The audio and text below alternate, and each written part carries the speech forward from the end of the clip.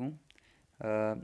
इस लेक्चर में हम लोग रिवर्सिबल रिएक्शन के बारे में स्टडी करेंगे और साथ ही केमिकल इक्विलिब्रियम और टाइप्स ऑफ इक्विलिब्रियम में हम लोग स्टडी करेंगे डायनेमिक इक्विलिब्रियम के बारे में। तो सबसे पहले मैंने पहले लेक्चर में आप लोगों को समझाया था रिवर्सिबल रिएक्शन के बारे में। तो मैंने कहा था रिवर्सिबल रिएक्शन एक ऐसा रिएक्शन होते हैं जिसमें रिएक्टेंट प्रोडक्ट में चेंज हो रहे होते हैं, यानी जिसको हमने फॉरवर्ड रिएक्शन का नाम दिया था। तो साथ ही प्रोडक्ट दोबारा रिएक्टेंट में चेंज हो रहे होते हैं जिसको हमने कहा था रिवर्स रिएक्शन। यानी रिवर्सिबल रिएक्शन में फॉरवर्ड रिएक्शन भी होते हैं, साथ साथ रिवर्स रिएक्शन भी होते हैं। तो रिवर्सिबल रिएक्शन में एक वक्त ऐसा आते हैं, ये सिर्फ रिवर्सिबल रिएक्शन की खसूसियात हैं, ये इरिवर्सिबल रिएक्शन में नहीं होता। कि रिवर्सिबल रिएक्शन में एक वक्त ऐसा आते हैं कि फॉरवर्ड रिएक्शन की जो स्पीड है, जो रेट हैं, यानी रिएक्टेंट से प्रोडक्ट में चेंज होने की जो रेट हैं, स्पीड हैं, वो बराबर आ जाते हैं रिवर्स रिएक्शन के स्पीड के। तो उस वक़्त को, उस स्टेट को हम लोग केमिकल इक्विलिब्रियम कहते हैं। यानी the state eight which rate of forward reaction becomes equal to rate of reverse reaction। तो रिवर्सिबल रिएक्शन की उसी स्टेट को हम लोग केमिकल इक्विलिब्रियम या इक्विलिब्रियम स्टेट कहते हैं। तो इक्विलिब्रियम इक्वल से निकला है, इक्वल कहते हैं सेम को, बराबर को। अच्छा, अब हम समझते हैं यहाँ इक्विलिब्रियम से क्या मतलब है। मेरे पास एक रिएक्शन है जिसमें नाइट्रोजन 3 मोल ऑफ हाइड्रोजन से रिएक्शन करते हैं तो बनते हैं 2 मोल्स ऑफ अमोनिया। यहाँ पे डबल एरो होगा क्योंकि ये एक रिवर्सिबल रिएक्शन है।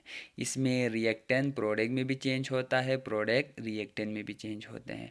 तो नाइट्रोजन और हाइड्रोजन मेरे पास रिएक्टेंट है, तो अमोनिया मेरे पास प्रोडक्ट है।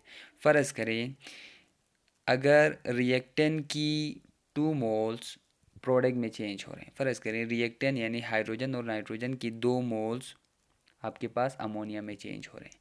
अगर उसी ही वक्त सेम उसी टाइम पे अगर अमोनिया यानी प्रोडक्ट से भी 2 मोल्स रिएक्टेंट में चेंज हो जाएं, तो अब हो क्या रहा है, तो रिएक्टेंट से प्रोडक्ट और प्रोडक्ट से रिएक्टेंट में चेंज होने वाले मॉलिक्यूल्स की तादाद या नंबर ऑफ मोल्स की तादाद सेम हो रहे हैं। तब हम कहेंगे कि ये जो रिएक्शन है वो इक्विलिब्रियम पे पहुंचा है।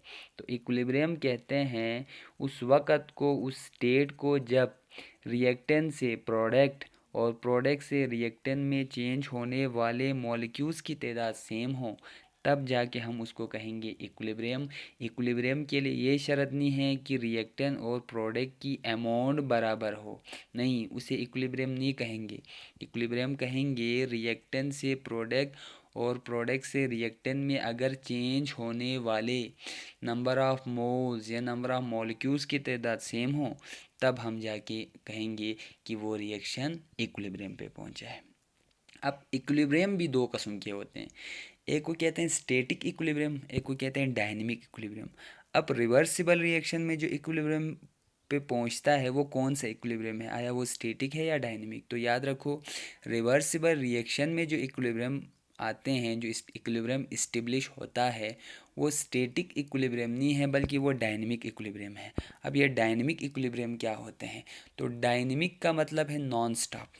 देखें, अब चूंकि इक्विलिब्रियम में कन्वर्ट होने वाले यानी रिएक्टेंट से प्रोडक्ट और प्रोडक्ट से रिएक्टेंट में कन्वर्ट होने वाले number of moles, number of molecule की तादाद सेम होने की वजह से आपको बज़ाहिर ऐसा लगता है कि ये रिएक्शन स्टॉप हो गया है।